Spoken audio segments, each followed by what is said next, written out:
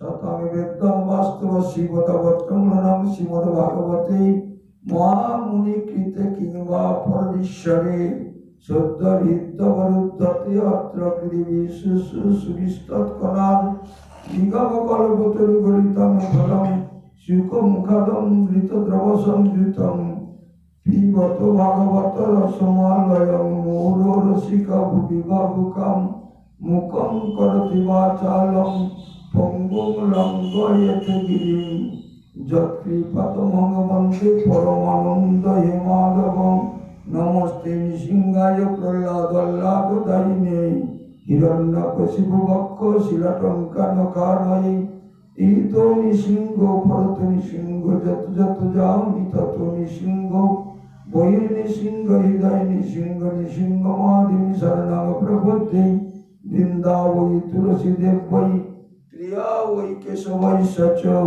कृष्ण भक्ति प्रदे देवी सत्यवत्यै नमो नमो वाञ्छाकल्पतरुभ्यश्च कृपा सिन्धुभ्येव च पतितानां पावनेभ्यो वैष्णवेभ्यो नमो नमो नमस्ते वैष्णव कृष्ण नमस्ते वैष्णव गुरु नमस्ते वैष्णव सर्वे साधु वृंदो नमो नमो श्री कृष्ण चैतन्य प्रभु नित्यानंद हरे कृष्ण हरे राम श्री राधा गोविंद जय प्रभु श्यामानंद जय रसिकानंद श्री गोपी वल्लभ पुर श्री राधे गोविंद जय प्रभु श्यामानंद जय गौर हरि जय राधे श्याम जय कनक मंजरी जय प्रभु श्यामानंद जय रसिकानंद निधुवर सेवा करे परमानंद संक्षेपे सवार पदे वंदना जे करी चांद बदने प्रेमानंदे भक्त बृंद एक बार बड़िताई हरि हरि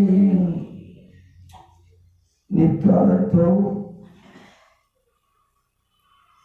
सर्वमुक्त शरण्य बंदनीय चरण श्री गुरुपाद बंदी पुलकित असंख्य असंख्य धन्यवाद प्रणति जानाई हे गुरुदेव তুমি আমার প্রতি কৃপা বর্ষণ করো আমি তুমি প্রেম ভক্তি দান করো আমার প্রতি প্রসন্ন হও আজকে এই ভাগ্যযোগ্য বাজারে সাধু বৈষ্ণব চরণে দিনহীন দাস দাসের অসংখ্য অসংখ্য গুণাতীত ধন্যবাদ প্রণতি আত্মাশক্তি মহামায়ের অংশভূত শ্রীমতী রাধারানী কৃপাপাত্রী আনন্দদাত্রী মাতৃবৃন্দের শ্রীচরণে অসংখ্য অসংখ্য এই গুণহীন দাসের ধন্যবাদ প্রণতি ছোট ছোট ভাই বোনদের স্নেহ ভালোবাসাকে আমি কিছু ভাগবতী কথা আমরা আস্বাদন করবো তা মন ধরিলাকে অনুসরণ করে আজকে আমাদের কার্তায়নী ব্রত চলছে এই নিয়ম সেবা কার্তায়নী ব্রতের মধ্যে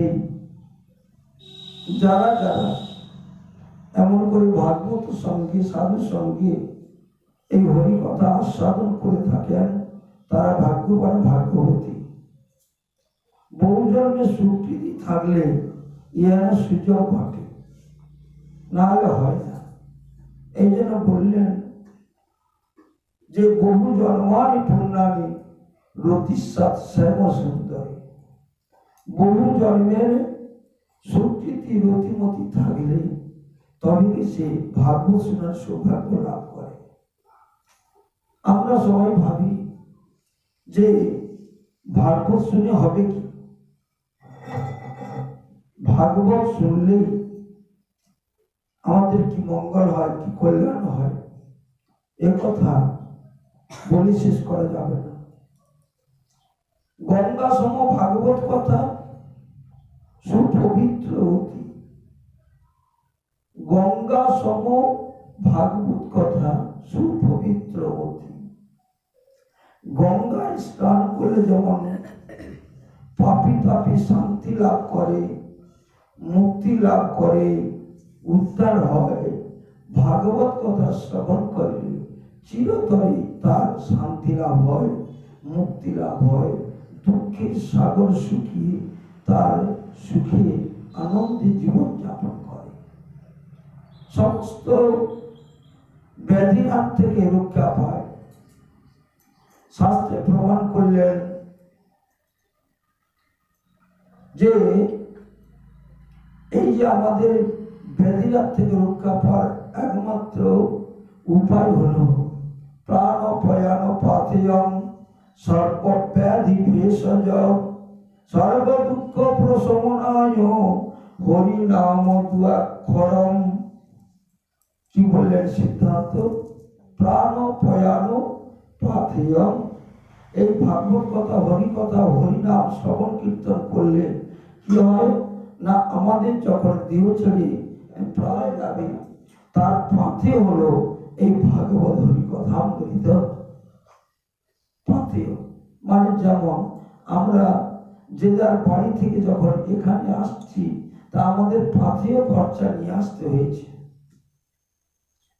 তো পাথেয় না থাকলে পথে বেরোনো যাওয়া যায় না, পাথেয় না থাকলে খিয়া বাড়ানো যায় না, পাথেয় না থাকলে আমাদের গাড়ি ভাড়া দেওয়া যাবে না, পাথেয় না থাকলে ভালো মন্দ সুবিধা অসুবিধায় আমরা রক্ষা করতে পারবো না।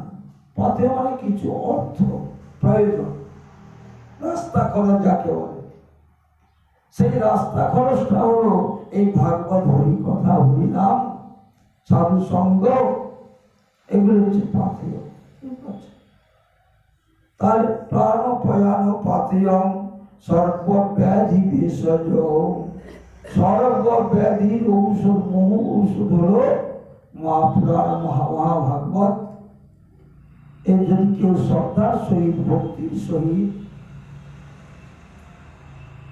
যদি গোবিন্দের চরণে আত্ম নিবেদন করে, সম্পূর্ণভাবে মনোনিবেশ করে যদি ভাগবত কথা আস্বাদন করে, সর্বব্যাধি থেকে মুক্তি লাভ করে।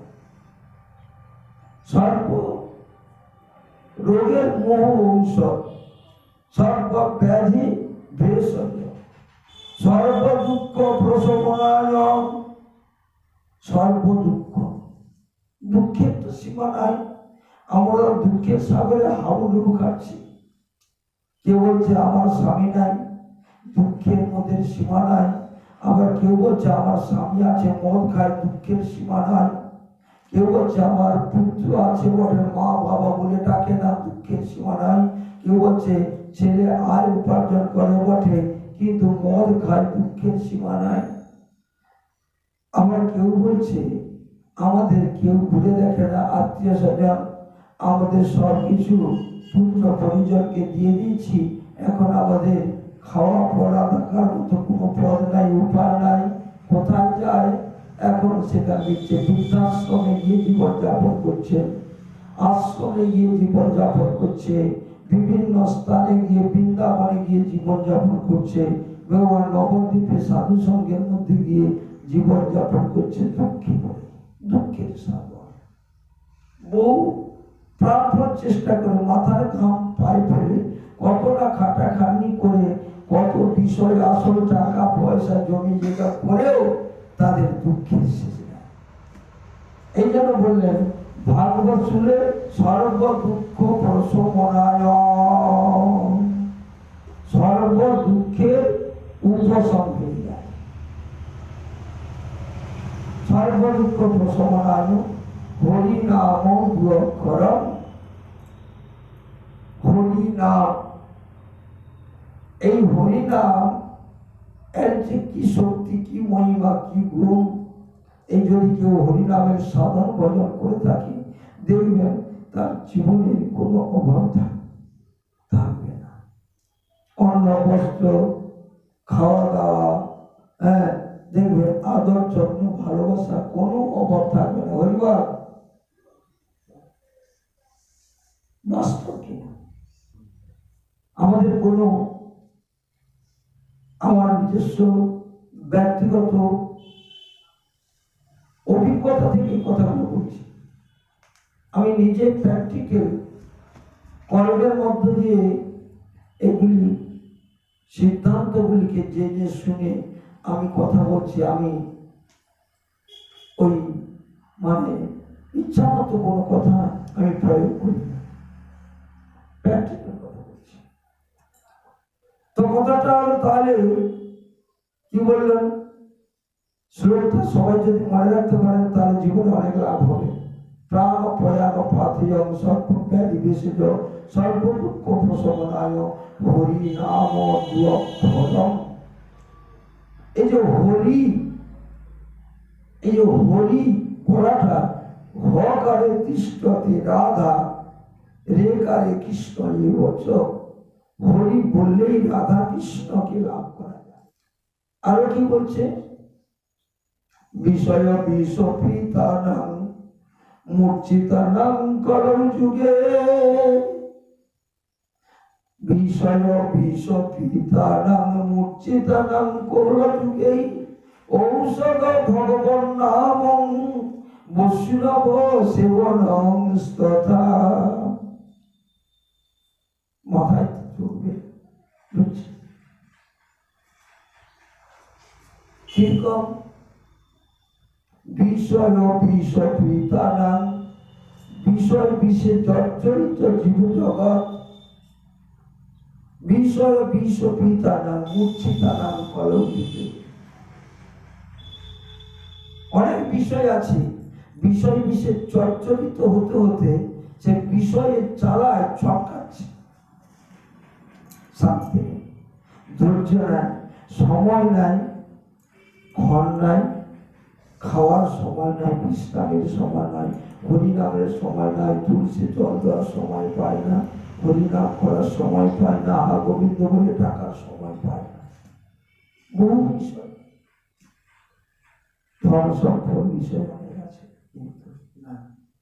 বিষয় বিষপিতানাং মূর্ছিতানাং কলযুগে। জগৎ জীব সমস্ত মূর্ছাগত, মূর্ছা গেলে যেমন জ্ঞান শূন্য হয়ে যায়, তেমনি জগৎ জীব শুধু টাকার পিছনে ছুটাছুটি করছে, সকলে জ্ঞান শূন্য। কেন করছি?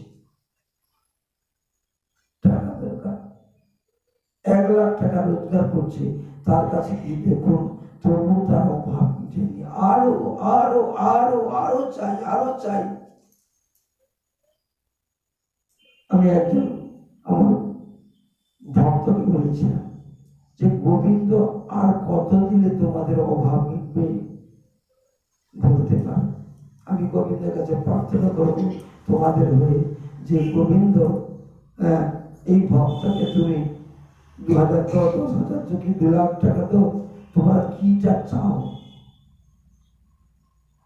বললেন দেখো গুরুদেব, আমাদের অভাব তো যত দিলেও আমাদের অভাব মিটছে না। যেমন সাগরের কোনো কূল কিনারা নাই, পরিমাণ পরিমাপ নাই, তেমনি কামনা বাসনার সাগরের কোনো শেষ নাই। রাধে রাধে হরি বল। কামনা বাসনার শেষ আছে? কারো দেখছি একটি স্ত্রী আছে, আবার একটি নিয়ে আসছে, আবার হয়তো আরো 2-4টি আছে, তবু তার কামনা পূরণ হচ্ছে না। কেউ মেয়ে ছেলে, স্বামী স্বামী কত স্বামী কত ছেলের সঙ্গে মিলামিশা করেও তার অভাব হচ্ছে না। অনেক টাকা, অনেক পাকা বাড়ি বিভিন্ন জায়গায়, কলকাতা, মেদিনীপুর, সর্ব জায়গাতে, টাউনে, সর্বত্রে কত কিছু ঘর করে রেখেছে, বাড়ি করছে, পাকা বাড়ি করেছে, তথাপি তার বাড়ি করার যে অভাব, সে অভাব তার মিটে। এক এক লোকের, এক এক ব্যক্তির 10-20টা গাড়ি আছে, তবু কি তার অভাব মিটেছে? তার অভাবটা মিটবে কিসে? ত্যাগে, ভোগে নয়। অভাব মিটবে একমাত্র মনের থেকে যদি কিছু ত্যাগ করতে পারে। বুঝতে পারছেন? ত্যাগে শান্তি, ভোগে রোগ ভয়। যত ভোগ করার জন্য ছুটাছুটি করবে, তত রোগে যন্ত্রণা ভোগ করবে। আর একটা কথা বলি, যাদের যত আছে তাদের তত বেশি কষ্ট আছে। কেন? দেখবেন যার ঘরে আছে দেখো উত্তম রাজভোগ, তার ঘরে আছে দেখো বিশেষ কিছু রোগ। গরিব ধরো কোনো ব্যক্তি, তার কোনো একটা অসুখ হয়েছে, সে 10,000 5,000 টাকার মধ্যে কাজ হয়ে যাবে।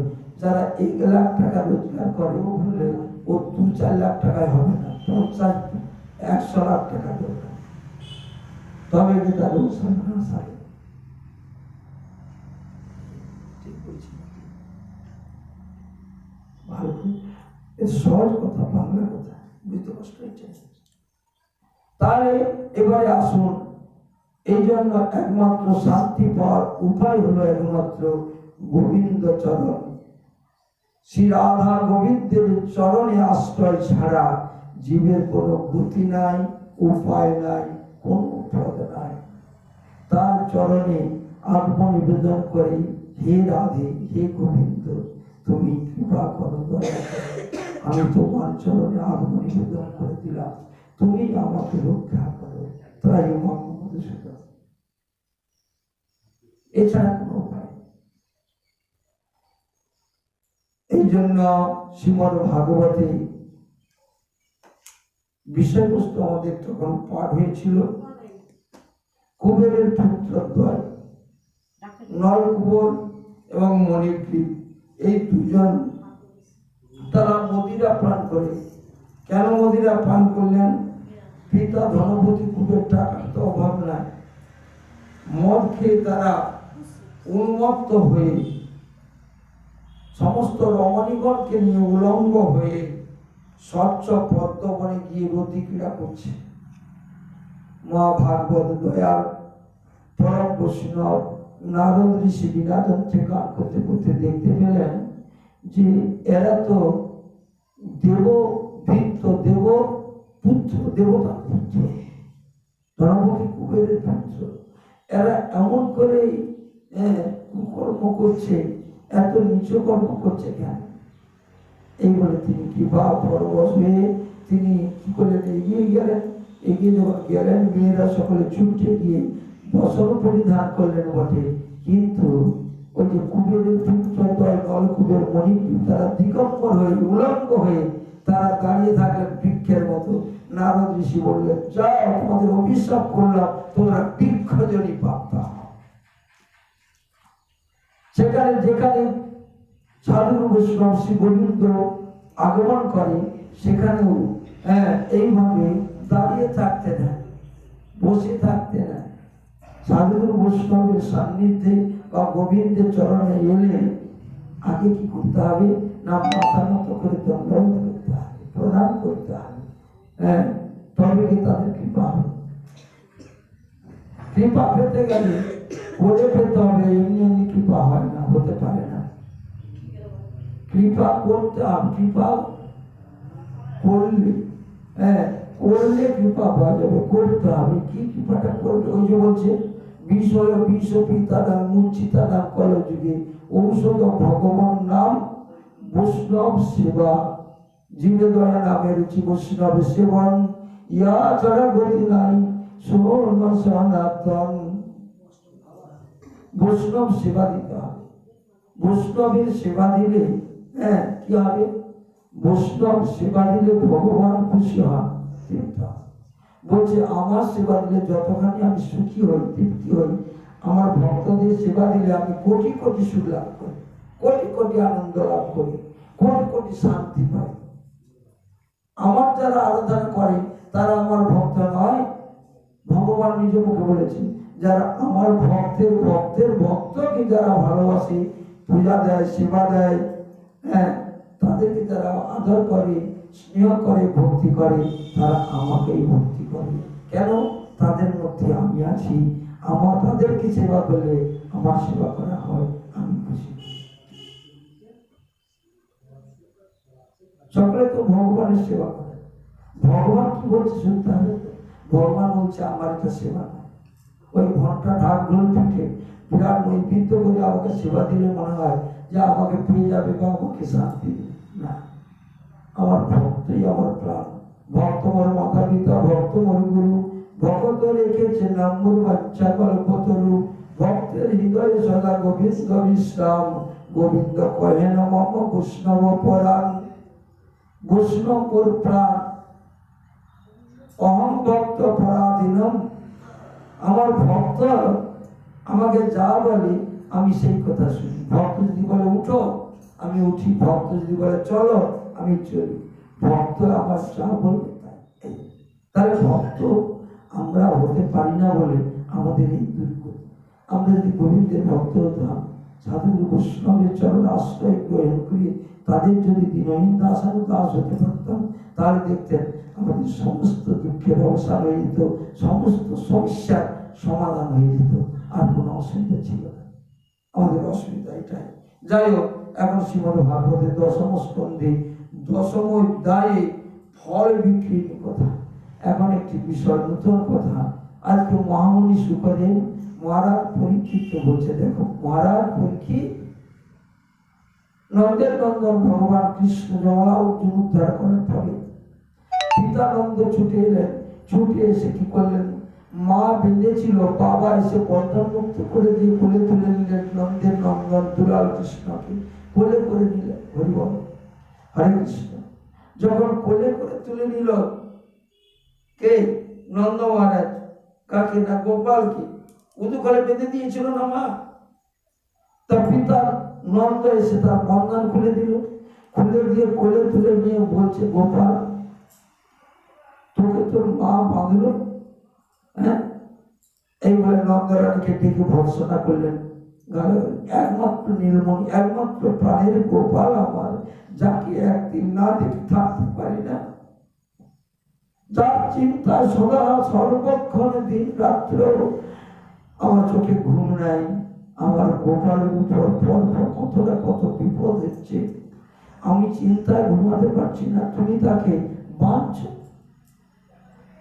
সবাই এসে বলছে, দেখো মহারাজ নন্দ, তোমার পুত্র গোপাল না দড়ি বাঁধলো ভেঙে দিয়েছে। ভেঙেছে কি হয়েছে? একটা ভেঙেছে, আমি 5টা এনে দিতাম। একটা ভাড় ভেঙে দিয়েছে, 5টা এনে দিতাম। আমার গোপালকে বাঁধে রেখে এবারে নন্দরানীকে ভর্সনা করলেন, আর এমন করে বাঁধবে না। আর আমার গোপাল বলছে কি জানে, হ্যাঁ, মায়ের কাছে কাঁদতে কাঁদতে বলছে, খুলে দে মা করে রে বন্ধন, যশোদে তোরে পায়ে ধরি, খুলে দে মা করে রে বন্ধন, যশোদে তোরে পায়ে ধরি, তোর বন্ধনে জ্বালাই আমার বুক ফেটে যায়, বালক প্রাণে সইতে নারী। এই জন্য মায়েরা কোনোদিন ভুল করে আপনাদের ছেলেকে কোনোদিন ভুলতে পারবে। কেন না, গোপাল বলেছে, হ্যাঁ, সামান্য নবনীর তরে বাঁধলে বাঘ দুটি করে, সামান্য একটু নবনীর তরে আমাকে মানছে। হ্যাঁ, আসুকে পিতা নন্দ ঘরে বলবো তারে বিনয় করি, আমি যমুনা পার হয়ে যাব, পরের মাকে মা বলিব, পেট ভরে নবনী খাবো, আসবো না তোর এই ব্রজপুরে, খুলে দেবা করের বন্ধন, যশোদে তোর পায়ে ধরি। গোপাল মা যশোদার কাছে কাকুতি মিনতি করছে, আর মা বলছে, না অনেক কষ্ট করে তোকে ধরেছি, পাচ্ছি, তোকে আমি বেঁধে রাখবো, যখন খাওয়াবো আমি তখন খাইবে, যখন শোয়াবো আমি তখন তুমি ঘুমাবে, যখনই ঘুম পাড়াবো তখনই ঘুমাবে। তখন বসে থাকো, ভালো থাকো, কোথাও যেতে দেবো। মায়ের কি কঠিন শাসন! কেন তোমরা ওদিকে যে বসছো,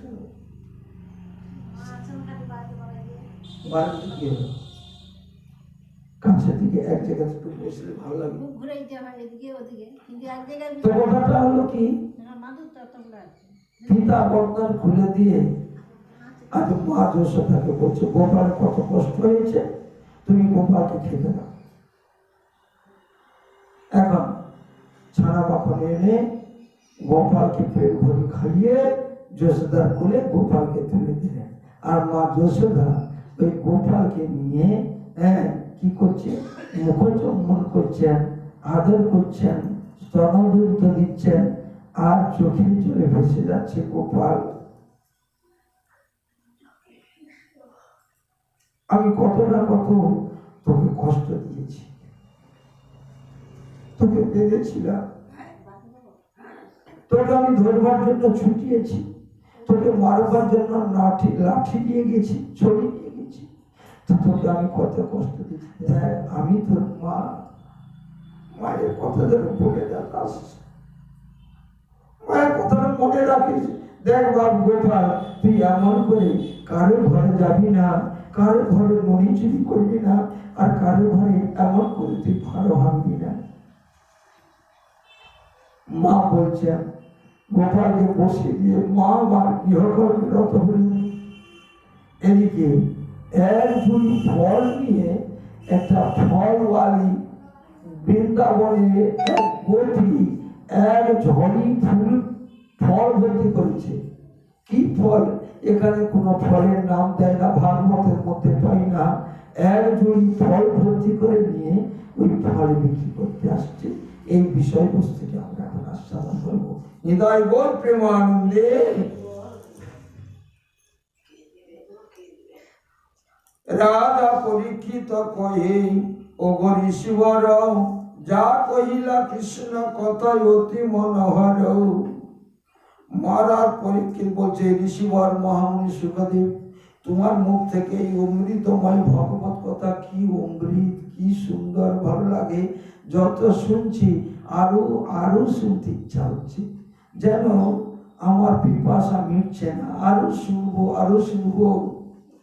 যত চাই তত পাই, হরি নীলামৃত, আপনি প্রেমের সিন্ধু বুঝিনু নিশ্চিত। পরম কারণ হরি পরম ঈশ্বর, কি কার্য করিল প্রভু কহ তার পর। মুনি কয় শুন রাজা, করি বিবর কহি বিবরণ। যমলয় অর্জুনে কৃষ্ণ করে উদ্ধারণ। গোষ্ঠে ছিল নন্দ আদি যত গোপগণ, মহাশব্দে বৃক্ষ যবে হইল পতন। শুনি শব্দ চমকিত সকলে হইল, ঘোর রবে যেন বজ্র ভাঙিয়া পড়িল।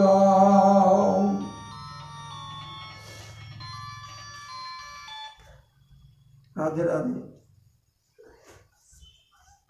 না ভাগ আছে পরে, এক দেড় ঘন্টা পরে আমি পাঠে বসে আছি, পাঠ করছি।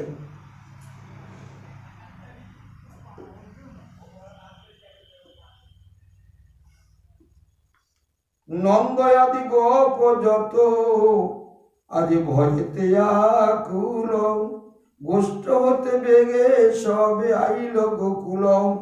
দেখিল যে দুই বৃক্ষ রয়েছে পড়িয়া, সবে চমকিত হয় তাহানি রখিয়া। বলে এ কি অসম্ভব করি দর্শন, কেন এ বিশাল বৃক্ষ হইল পতন। কতদিন থেকে এ দুটা বড় গাছ, আমাদের নন্দরাজা বলছে যে আমার রাজ প্রাসাদের কাছে এই দুটা বৃক্ষ কতদিন থেকে হয়ে আছে। হরে কৃষ্ণ। আগে বসে ঠেস দিও। তো এই দুটা বৃক্ষ কি করে পড়ে গেল, কি করে পড়ে গেল? অসম্ভব কথা। বাতাস হলে পড়ে যেত, মানে করতাম যে ঝড়ে পড়ে গেছে, বাতাসে পড়ে গেছে, বাতাসে নেই। তার কি করে পড়লো? ঝড় বৃষ্টি হলে বৃক্ষ অনেক উপড়িয়ে পড়ে যায়। তো আজকে তো এখন তো ঝড়ে বৃষ্টি কিছু নাই, সুন্দর আকাশ। হ্যাঁ, তার এই সুন্দর পরিবেশের মধ্যে বৃক্ষ দুটা কি করে পড়ে গেল? সবাই অবাক হয়ে গেছে। ঝড় নাই বৃষ্টি নাই, কেন অকস্মাৎ বৃক্ষ উপাড়িয়া আজি পড়িল দৈবাত। এই রূপে নানা কথা কয়ে সর্বজন, হেন কালে কৃষ্ণে তথা করে দর্শন। কৃষ্ণ দেখি নন্দ গো দ্রুত গতি যায়, উদুকলে বাধা কৃষ্ণ দেখিল তথায়। কৃষ্ণ কোলে করি নন্দ কইছে তখন, কেন এত বিলম্ব বিড়ম্বনম।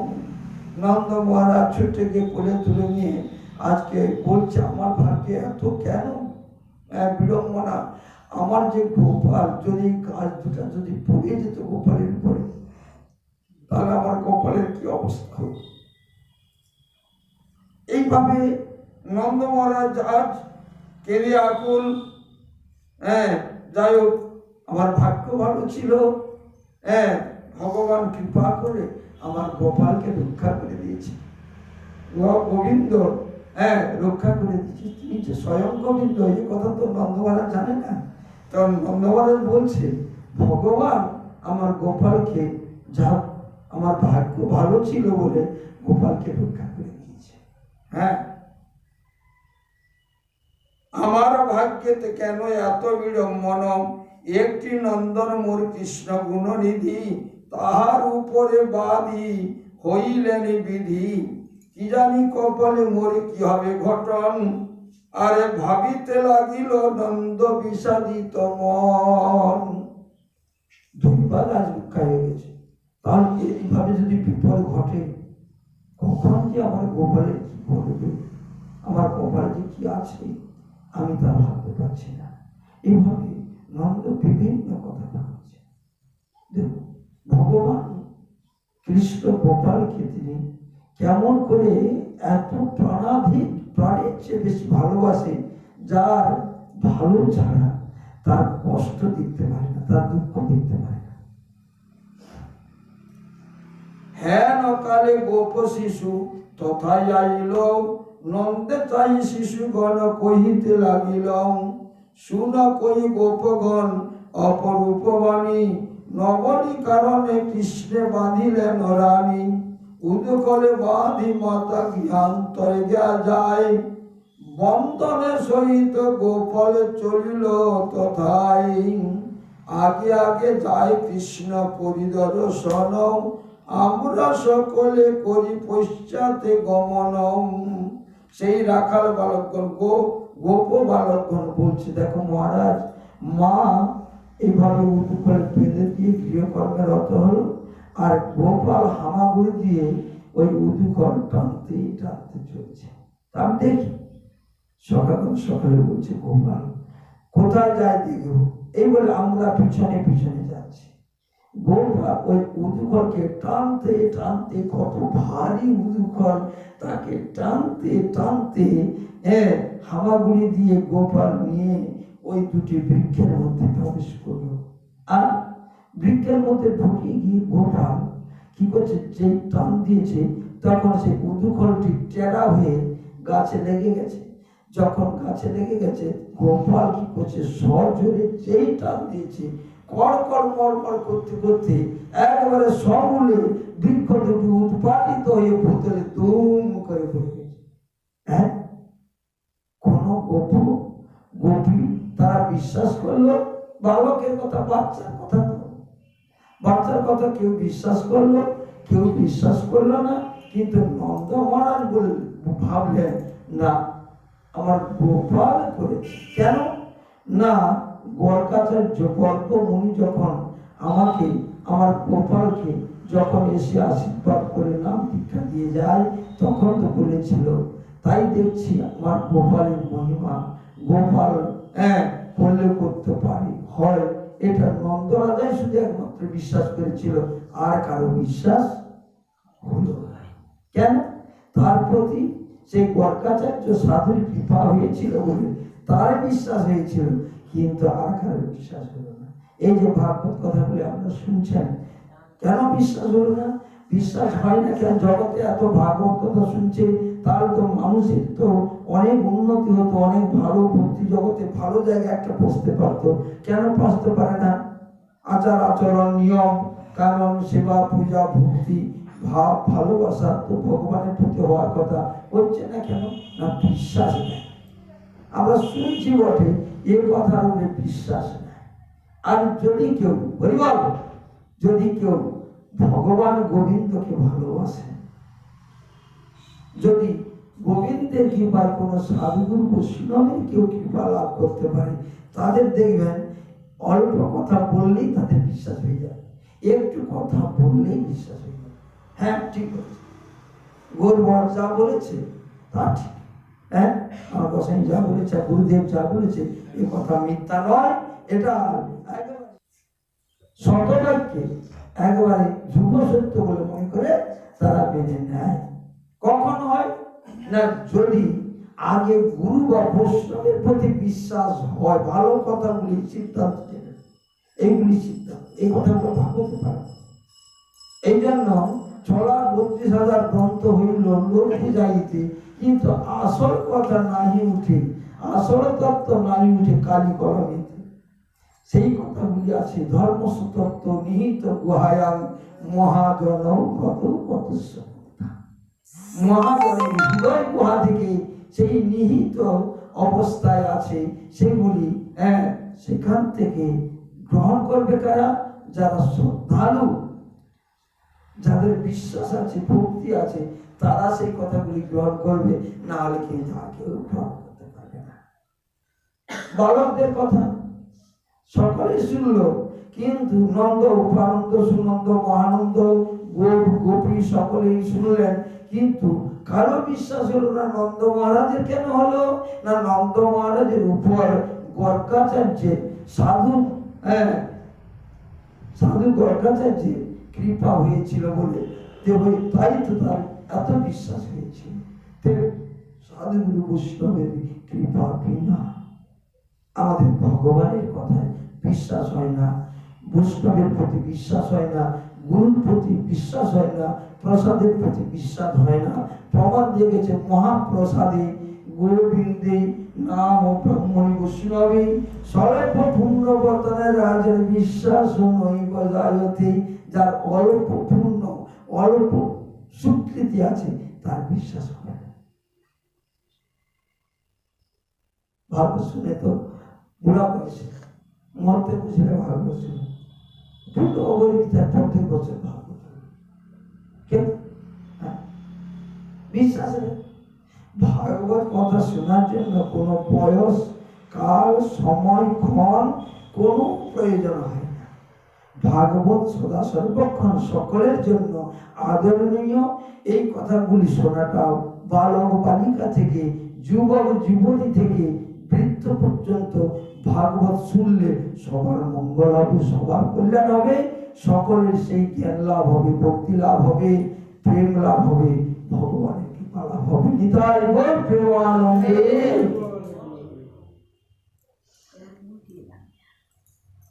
আজ মনে মনে ভাবি মোরা দেখি কোথা যায়, হেন কালে বৃক্ষ মধ্যে দেখি যদুরায়।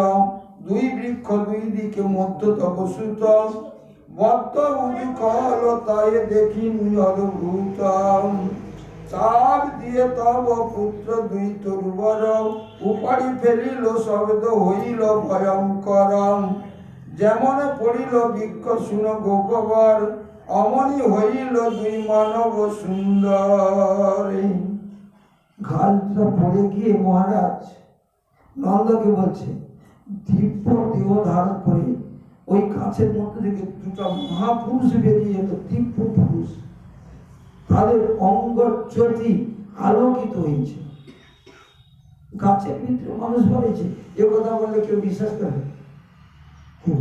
গাছের মধ্যে কি প্রাণ নাই? গাছের মধ্যে প্রাণ আছে। এই জন্য এই যে গাছকে আমরা কেটে দিলে প্রাণ আছে বলে তার কি হয়, গাছ আবার গোড়া থেকে কচিয়ে আবার বৃক্ষ হয়ে যায়। প্রাণ আছে বলে তো ফল হয়, প্রাণ আছে বলে তো ফুল হয়, প্রাণ আছে বলে তো পাতা হয়, প্রাণ আছে বলে গাছ এত আমাদের আনন্দ দান করে, সুবিধা করে। তার গাছের মধ্যে প্রাণ আছে। আমরা বুঝবো কি করে? কাঠের মধ্যে, গাছের মধ্যে যে প্রাণ আছে আমরা বুঝবো কি করে? এই যে গাছের মধ্যে প্রাণ বা কাঠের মধ্যে প্রাণ আছে। প্রমাণ দিলেন কি? বেদ পুরাণ উপনিষদ, কাষ্ঠের মধ্যে যথা বহ্নি। আচ্ছা, কাঠে হাত দিলে কি কেউ বুঝতে পারবেন যে কাঠের মধ্যে আগুন আছে? কাঠের মধ্যে আগুন আছে বুঝতে পারবেন কি? হাত দিলে তো শীতল লাগে, ঠান্ডা লাগে, আগুন থাকলে তো গরম লাগবে। কি কাঠে হাত দেন, কিন্তু কি হবে? না ঠান্ডা লাগে, তাহলে মনে করি কাঠের মধ্যে আগুন নাই। কিন্তু কাঠে কাঠে সহজে ঘষতে থাকুন, ঘষতে ঘষতে দেখবেন কাঠ থেকে অগ্নি উৎপাদন হয়, আগুন জ্বলে ওঠে, দাউ দাউ করে আগুন জ্বলে ওঠে। বুঝতে পারছেন? বলবো এই আসনটাই বসুন, এই আসনটা নিয়ে বসুন। আচ্ছা বসুন, হ্যাঁ সবাই বসুন, সামনে বসুন, ওইরকম বসুন। আচ্ছা তাহলে কি হলো, প্রমাণগুলো শুনে কত সুন্দর শাস্ত্রীয় প্রমাণ। এই কথাগুলো তো শুনতে শুনতে আমাদের বলতে বলতে আনন্দ যে লাগে, তোমাদের শুনতে শুনতে আনন্দ লাগে কিনা আমি জানি না, শুনতে তোমাদের আনন্দ লাগে কিনা জানি, আমার বলতে বলতে খুব আনন্দ লাগে, আমি বলে খুব আনন্দ পাই। কাষ্ঠ মধ্যে যথা বহ্নি, বহ্নি মানে অগ্নি, কাষ্ঠ মধ্যে যথা বহ্নি পুষ্প গন্ধ প্রয়োগিত। পুষ্পের মধ্যে গন্ধটা আমরা পাচ্ছি রজনীগন্ধা, বেলা ফুল, টগর ফুল, কি গো গোলাপ ফুল, বিভিন্ন ফুলের আমরা কি সংগ্রহ পাই পুষ্প মধ্যে। হ্যাঁ গন্ধ, তাহলে গন্ধ কি দেখা যায়? গন্ধটা কি দেখা যায়? চোখে দেখা যায় না, অনুভব করতে হয়। কিসের দ্বারায়? না নাসিকার দ্বারায় ঘ্রাণ নিলে বোঝা যায়। চোখ দুটা না থাকলেও এটা বেলা ফুল, এটা গোলাপ ফুল বোঝা যায়। কি বোঝা যায় না? কাষ্ঠ মধ্যে যথা বহ্নি পুষ্প গন্ধ প্রয়োগিত। প্রয়োগ মানে দুগ্ধ, দুগ্ধের মধ্যে ঘি আছে, কি দুধ দেখলে বোঝা যাবে?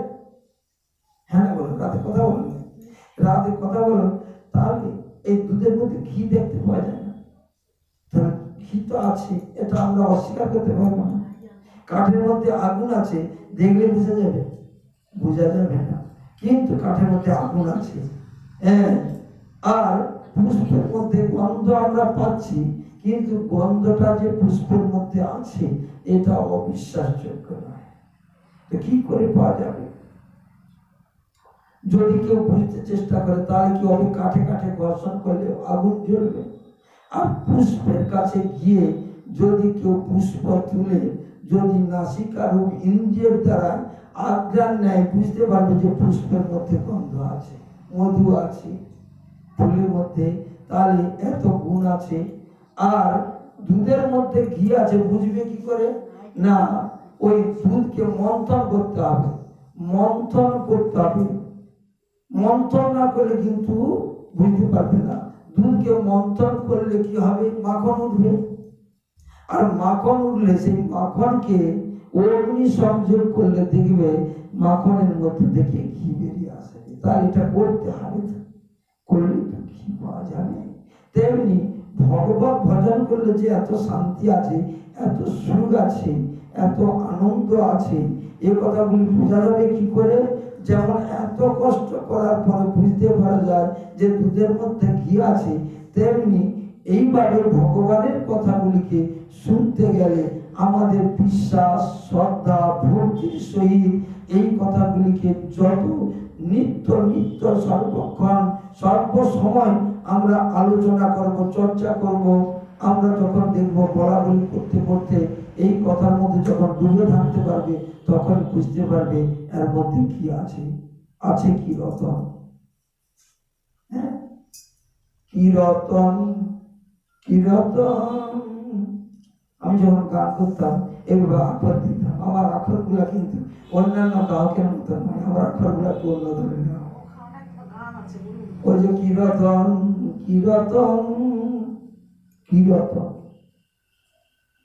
কীর্তন নয়, কি রতন। এই যে ভাগবত কীর্তন হচ্ছে, ভাগবত পাঠ হচ্ছে, মানে ভাগবত কথা কীর্তন হচ্ছে, তো পাঠ কীর্তন, এটা যে পাঠ কীর্তন হচ্ছে। কি রতন, কি রতন। রত্নকে যেমন সহজে লাভ করা যায় না, রত্নকে পেতে গেলে হ্যাঁ কি হয়? সেই রত্ন কোথায় থাকে? রত্ন কোথায় থাকে? হ্যাঁ, সেই রত্ন সব পর্বতে কি সোনা পাওয়া যায়? হ্যাঁ, শৈলে শৈলে নমানিকম মুক্তা কিঙ্গিন গজে গজেই। কটা সিদ্ধান্ত দেব? মুক্ত, হ্যাঁ শৈলে শৈলে রমানিক মুক্তা কিমিন গজে গজে। তারপরে সাধব নহি সর্বত্র চন্দন ন বনে বনে। বলে কি যে বললেন বুঝতে পারলাম না, শ্লোকের ব্যাখ্যা ভেঙে না বললে আপনারা কিছু বুঝতে পারবেন। শৈলে শৈলে রমানিকম, পাহাড় অল্প, ভারতবর্ষে অনেক পাহাড় আছে, সব পাহাড়ের গায়ে কি সোনা আছে? সব পাহাড়ের গায়ে কি মুক্তা আছে? পাওয়া যায় না। পাহাড় সোনা কিন্তু জন্মায় পাহাড় থেকে, পাহাড়ের সোনা পাওয়া যায়। এই জন্য বলছে শৈলে শৈলে রমানিকম, মানিক্য, মানিক, সারদার অর্থ একটা মানিক। সেই মানিকটা কোথায় পাওয়া যায়? পাহাড়ে পাওয়া যায়। সব জায়গায় পাওয়া যাবে কি? পাওয়া যাবে।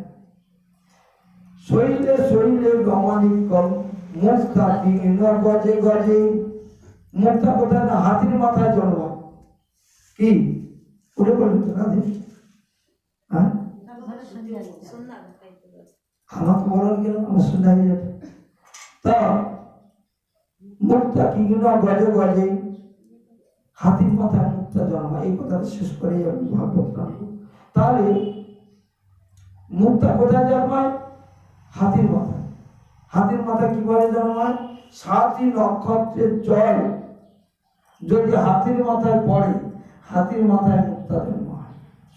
শক্তিতে বললে মানে শামুকে বললে শামুকে মুক্তা জন্মায়। সাপের মাথায় পড়লে মানিক হয়, সর্প মাথায় মানিক জন্মায়।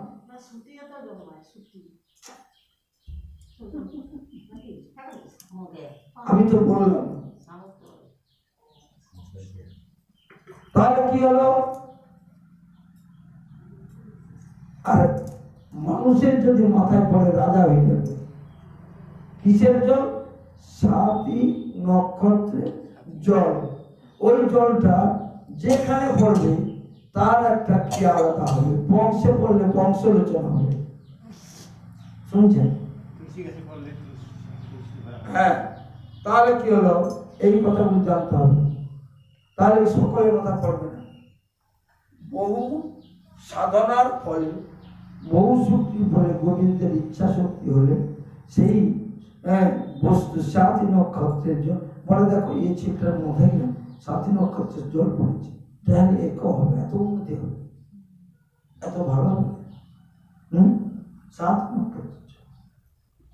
তাহলে সেই 7টি নক্ষত্রের জল সাধুগুরু বৈষ্ণবের ওই যে চরণ ধোয়ানো কৃপা জল, ওই জল যদি কারো মাথায় পড়ে, তার মাথায় দেখবেন মুক্তা জন্মায়। কি মুক্তা?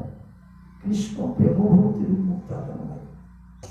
কৃষ্ণ প্রেম ভক্তির মুক্তা। এই মুক্তা চেয়ে কৃষ্ণ প্রেম ভক্তির মুক্তা বহু মূল্য দাম, যাকে সহজে পাওয়া যায় না, সহজে হয়নি। তাই হ্যাঁ,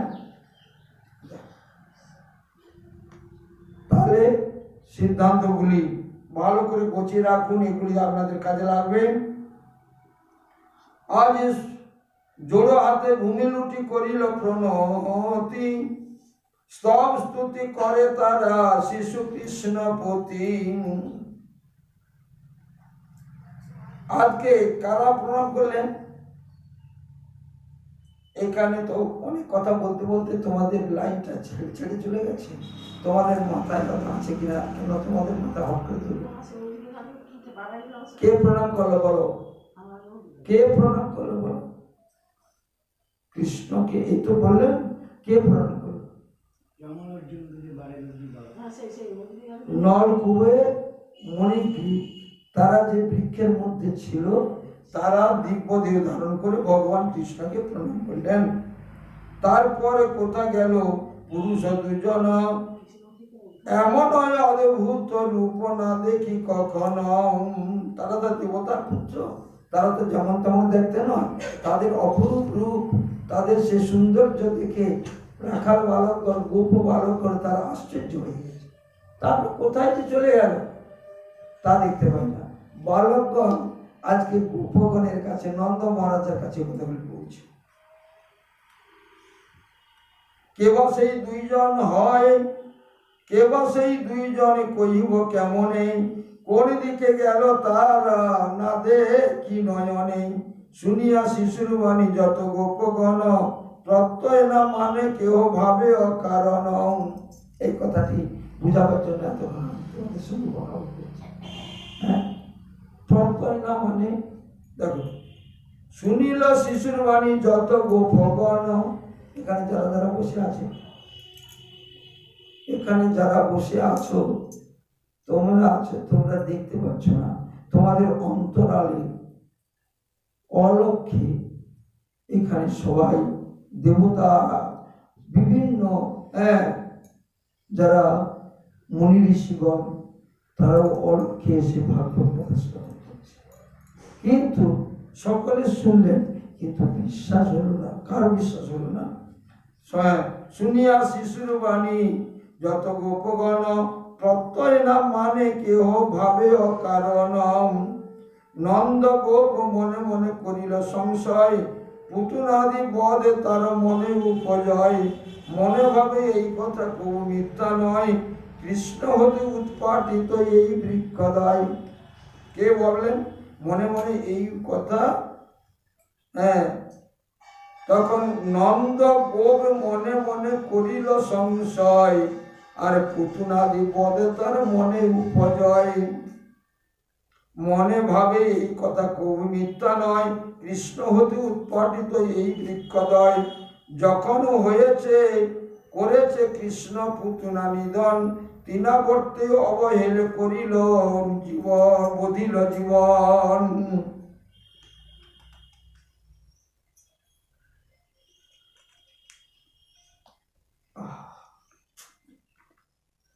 তখন সেই দুই বৃক্ষ করেছে ভঞ্জন, সত্য মানি আমি শিশুর বচন। বালক ভেঙেছে দুই অর্জুন জমল, এ কথা বিশ্বাস নাই করিল সকল।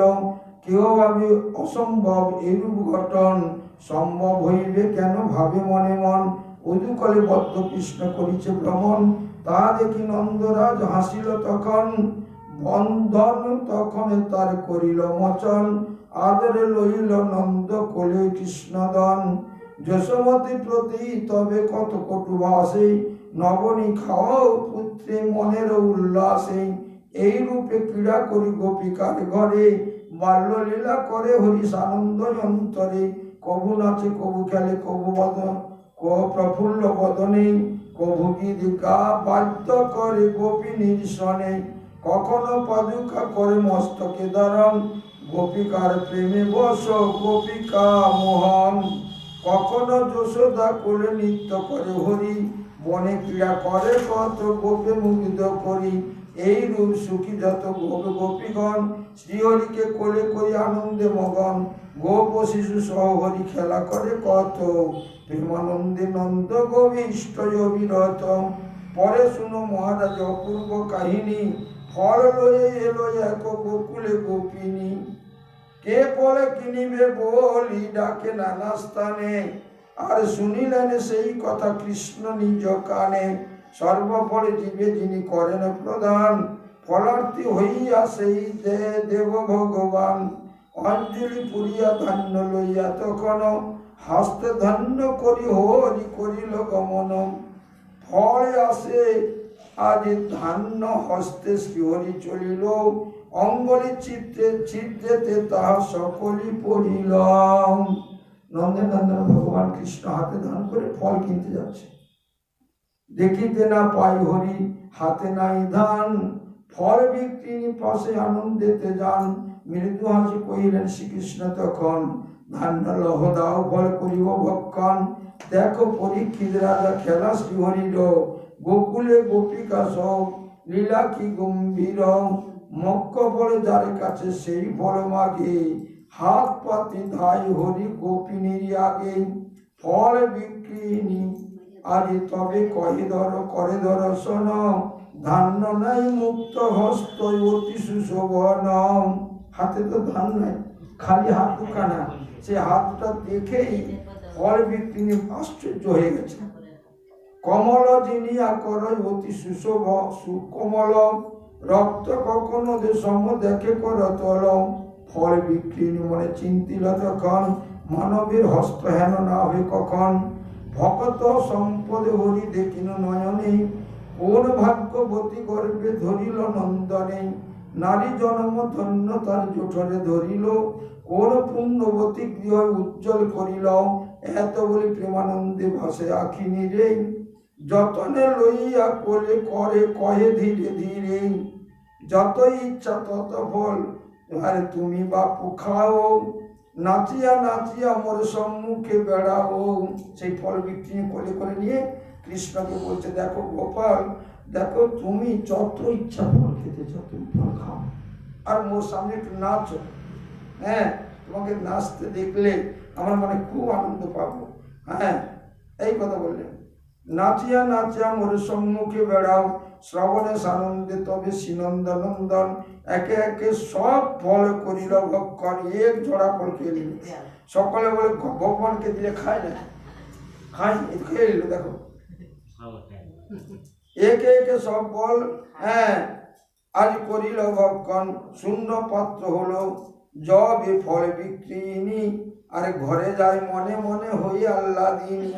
শূন্য পাত্র চাই শিরে, শূন্য পাত্র চাই শিরে তুলিবারে, গুরুবার সেই পাত্র তুলিতে না পারে। ফল বিক্রিনি মনে চিন্তিল তখন, ফলহীন পাত্র ভার কিসের কারণ। ফল তো খেয়ে নিচ্ছে, খালি জড়াটা তুলতে পারেনি কেন? হ্যাঁ, এতভাবে মনে মনে বিচার করিল। ফল পাত্র ঢাকা বস্ত্র খুলিয়া দেখিল, দেখে নানা রত্ন পূর্ণ ফলের আধার। আর ফল বিক্রিনি তথা করিল বিচার। বিস্ময় মানিয়া ভাবে ফল বিক্রিনি, শিশুরূপে বিরাজিত ভগবানিনী। এই কথা মনে যেই হইল উদয়, আরে যুক্ত করে ভক্তি বলে শিশু কৃষ্ণে কয়। ওই দিন বন্ধু হরি জগতের সার, পরম কারণে তুমি ঈশ্বর সবার। অগতির গতি নাদে দিনের ঠাকুর, দীননাথ তব দয়া দিনেতে প্রচুর। ধনে দানে দিনে কেন ভুলাইতে চাও, এসবে যন্ত্রণা নাদে আমার ঘুচাও। এত বলি শ্রীহরি চরণে ধরিল, মৃদু ভাষে তবে কৃষ্ণ তাহাকে কহিল, যাও ঘরে সবে তুমি, যাও ঘরে লইয়ে তুমি সকল রতন। পাইবে অন্তিমে তুমি আজ আমার চরণ, নিতাই গৌরী প্রেমানন্দে। এত কই হরি তার মাথে পদ দিল, ফল বিক্রিনি তবে ঘরেতে চলিল। তারপরে কি ঘটিল শুনো মহাশয়, কি করিল বলিতেছি হরিদয়াময়। একদিন কৃষ্ণ আর রোহিণী নন্দন যমুনা পুলিনে দহে করিল গমন। আর যত ব্রজ শিশু সংকেতে চলিল, পরমানন্দে সবে খেলিতে লাগিল। ক্রীড়ারসে মত্ত সবে হইল তখন, হইল অনেক বেলা মধ্যাহ্ন তপন। গগনে আরে গগনে অধিক বেলা করি দর্শন, যশোমতি দুঃখী অতি ব্যাকুলিত মনম। আকুল হইল রানী না হেরি নন্দনে, কিছু না খাইল কোথা খেলে কার শনে। রোহিণী নিকটে সতী আসিল সত্তর, বলে দিদিন রামকৃষ্ণ গিয়াছে কোথায়। গগনে এত বেলা কিছু নাই খায়, কার শনে খেলে কোথা বলো না আমায়। কি জানি কপালে মোর কি হয় ঘটন, পরে পরে শত্রু তার আরি ফিরে অনুক্ষণ। এত বলি দুইজনে আকুলিত মনে, চারিদিকে ধায় তারা পুত্র অন্বেষণে। রোহিণী আর নন্দরানী পুত্র কৃষ্ণ বলরামকে খুঁজছে। কৃষ্ণ বলরাম বলি ডাকে উচ্চস্বরে, খুঁজিয়া না পাই কোথাও নগর ভিতরে। নন্দরানী পাগলিনী পুত্রের কারণ, যমুনা পুলিনে শেষে দেশে, যমুনা পুলিন দেশে যাইল তখন। রোহিণী যশোদা দহি করে অন্বেষণ, দেখিল যমুনার তীরে তীরে খেলে শিশুগণ। ব্রজ শিশুদের সহ লইয়া মিলিত, রামকৃষ্ণ খেলিতেছে হয়ে হর্ষিত। আর ধেয়ে গিয়ে নন্দরানী কৃষ্ণ নিল কোলে, হাতে ধরি বলরামে মৃদু ভাষে বলে, হেতা এসে বলরাম লয়ে কৃষ্ণধন। হয়েছে কতক বেলা মধ্যাহ্ন তপন, খেলিতে আসক্ত তবু ক্ষুধা তৃষ্ণা নাই, খেলায় মত্ত হয়ে গেছে। আরে ব্রজ শিশু সঙ্গে করি খেলা দুই ভাই, ভাবিয়া আকুল মোরা তোমার কারণ। আরে নগরের ঘরে ঘরে করি অন্বেষণ, কিছু না খাইল নন্দ না দেখি তোমায়, কত কটু ভাষা বলি ফেরিল আমায়। আর পদ চাই বসে আছে তোমার কারণ, না কর বিলম্ব গৃহে কর গমন, ধুলাই দুসরঙ্গম। আরে মুছো সকলে স্নান করি এসো সবে যমুনার জলে, যত ব্রজ শিশু চলে ঘরের ঘরেতে এবার, ভোজন করিয়া সবে খেলিবে আবার। এত বলে যশোমতী কৃষ্ণ নীল কোলে, বলরামে আদি শিশু চলিল সকলেই, আসিল গৃহেতে সবে আনন্দ অপার, করিল গমনে তারা গৃহে যে যাহার। নন্দরানী রামকৃষ্ণ করায় ভোজন, বিপ্রগণে দান করে আনন্দিত মনম। রত্ন আদি দেয় যত দরিদ্র ব্রাহ্মণে, ধন দানে তো সে রানী দিন দুঃখী জনে। কত ছিল বলতো, ধন রত্ন কত ছিল, জন্মের পরে দিল, সদা পূজায় দিল, সবসময় দান করতে আছে। গোকুলে গোয়ালার ঘর, গোকুলে গোপের দল লয়ে কৃষ্ণ দনম, সদা হরি হরষিত মতি হয় সর্বক্ষণম। সুভদ্র ছিল গীতে ভাগবত সারো, শ্রীকৃষ্ণের নীলা কথা সুধার ভান্ডার। সুভদ্র ছিল গীতে ভাগবত সারো, শ্রীকৃষ্ণ নীলা কথা সুধার ভান্ডার। ইতি শ্রীমদ্ ভাগবতে মহাপুরাণ পরমসাং সংহিতায়াং বৈয় শিক্ষাং দশম স্কন্ধে ফল বিক্রিণী কথা। ওম তৎসৎ, ওম তৎসৎ, ওম তৎসৎ। ওম নমো ভগবতে বাসুদেবায়, ওম নমো ভগবতে বাসুদেবায়, ওম নমো ভগবতে বাসুদেবায়। চেতাং চেতাং নিত্যং গীতাং গীতাং মুদা, চিন্ততাং চিন্ততাং ভক্ত শ্রী শ্রীমদ্ ভাগবতমৃতম, যদক্ষরং পরিকষ্টং মাত্রাহীনং যদ্ভবেৎ, সাঙ্গং ভবতি।